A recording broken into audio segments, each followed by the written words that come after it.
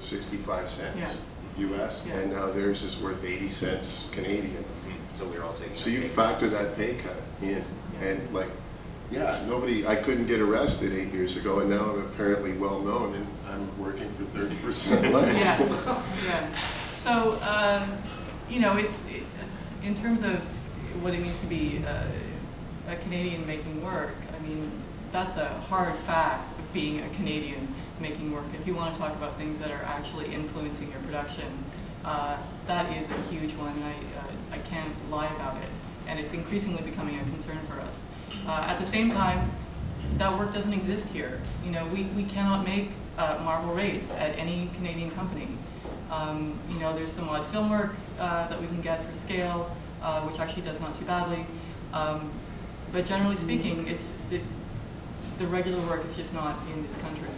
So the other part of that is that the cost of living here is not appreciably different than it is in the States. Unlike other international talent that they hire from European countries, Spain, Portugal, or South America, where there may be a substantial difference in the cost of living, so that even though the US dollar is worth less universally, or globally, it's still better than what could be earned, you know, locally in less affluent parts of the world. well, the other thing too, and I'm only speaking again for mainstream production, the way the division of labor is, you know, and it's becoming less and less common, but penciling, inking, coloring, all these things being separated out, many of the creators that are coming in now from Spain, particularly, and Italy, they're working in a tradition where they pencil and ink themselves. So their work relates differently to the working climate, to the structure at Marvel and DC, for sure. Whereas, you know, we grew up with what is essentially the American system, and our expectations for how work was divided was like that. Certainly 25 years ago, it was not common for people to be, you know, penciling, inking, coloring their own work the way it has become more common now. So, yeah, we've absolutely, you know, the way we make work has totally been, the technicalities of how we make work has been absolutely influenced by the American model. That's for certain. But can that change now that with the utilities that are available with computers and such, to be able to, as a Marvel, DC cartoonist, to be able to do your own coloring or your own lettering? Oh, sure, absolutely. But Stuart, there are examples. But you're in a relationship that's, you know, Stuart's relationship with Wade is almost as long as his relationship with me. You know? So there, you know, that's the way that's going to continue to be, and Wade doesn't want to work digitally, and that's his choice. But you forge these relationships and ways of doing work, and then, you know, you're beholden is not the right word, but, you know, you have obligations to the people around you, for sure. Just to clarify, I wasn't meaning to kind of, when I was starting this, not to be like, what makes us different than Americans. I just kind of more specifically defined things. Oh, but that is the most Canadian thing, is to contrast yourself with Americans. And you're apologizing for your introduction.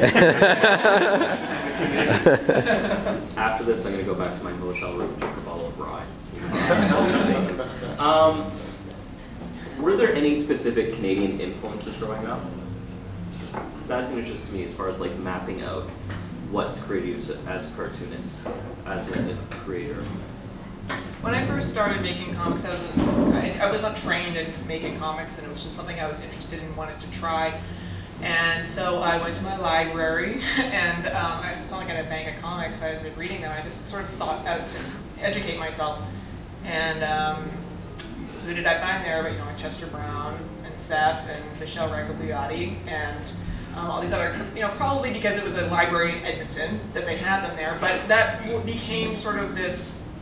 Those were the comics that really influenced me on, like, starting me out. And it's because they're sort of like the best that there is. And if you're going to talk about autobiographical comics or that sort of genre of comics, that forget that they're Canadian at all. They're just sort of like the best. They're superstars. I guess you saw, like, with the lineup that was just happening over there. So they're just sort of forget that they're Canadian, that they were huge influence just because they are sort of the top of the game, right? When was that? What year? That was 2004, 2005 I started. Okay, so that's interesting because it's like the same group for us, except like 20 years prior to that. Because, you know, I knew that John Byrne, Todd McFarlane, these guys are Canadian then. But as far as how that related to whether I thought there were avenues for me in comics, if I wanted to stay in this country, work out of this country, but you know, do work for, have a long-lasting career, it didn't. Those two things seemed quite separate to me, and it wasn't until Vortex was publishing here in Toronto in the late '80s that. That's what I was going to point out. Yeah, we sort of suddenly realized, oh, you know, there are actually people associated with the production of these things, and it can happen here. It can happen to me. Well, I I was think going to you can, suggest Ramosh. Yeah, of course. You know, to a lesser extent, Dean Waters. You know, Vision sort of drove that book, but I remember being profoundly influenced by Paul's work and seeing that it was possible to perhaps pursue this, because this was before any of the independent scene had really flowered the way it was just about to. And they were a tremendous boost to know that there were Canadians producing like simply the best looking stuff out there. And I remember really taking everything they did to heart and sort of trying to play with it now. It's all in play now. It's funny though that for me, when I was getting into this stuff, and I was reading like the Mr. X stuff, and it was blowing my mind. But it had a translucency to me, because I was also reading stuff by like Matt Wagner and Bernie Moreau, who at the time I didn't know were Canadian. It took me a little while to learn that. And at the time I also, you know, when I first was buying Mr. X, I didn't know that was actually being produced in Toronto. It took me a little bit of educating myself to find that out, and when I did, you're right, it totally blew my mind. It made me say, well, you could do that here.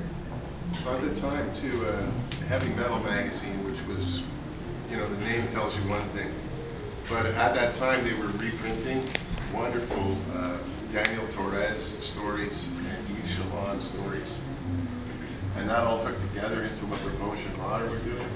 And yeah, it just convinced me, wow, there's this whole other, I don't have to draw like, you know, Mike Grell in order to take a run at this. Yeah, I can take this approach I prefer, and yeah, so those guys were just a great inspiration. I just want to say, Ken, do you have any comments? Ken Stacy, who worked at Vortex at the Times over there with the glasses. Hi, Ken. Do you have any comments on any of that? This is something that I struggle with too. It's the very nature and cuts the core of who we are as Canadians, and it is, I think, an irony that all of us have had to look south of the border, because for whatever reason, whether it's our population base or our culture or whatever, it has never been able to sustain, you know, a national comics industry. And I have to say, I very much appreciate what you said about the influence of Mr. X and Vortex, and that we have to give Bill Marks full credit for, you know, doing as much as he did to further the interests of Canadian artists. I'm probably the only one ancient enough up here to remember when you got started. And I can, wow, are you that old? and I can remember going into Memory Lane, and I think the very first piece of original art I saw was a piece of yours that George had up, Wow. and a piece of Gene Day's work. Yeah. And I said, who are those guys? And he said, well, they live in town. And I think he had a copy of Orb with him there. That's right. That was Super Student in 1974. So I think professional work. So Long time ago. And that was my first inkling that there were actually Canadians out there wanting to do this and doing it. I thought it was all over. But like I say, you know, Darwin, it's that struggle we've all had, because I'm sure we all, I wanted to be Jack Kirby when I grew up. You know, I mean, I started reading, you know, Hergé and Alfred Bestel's Ruby the Bear, and then I discovered Marvel comics, and that was it. But then later in my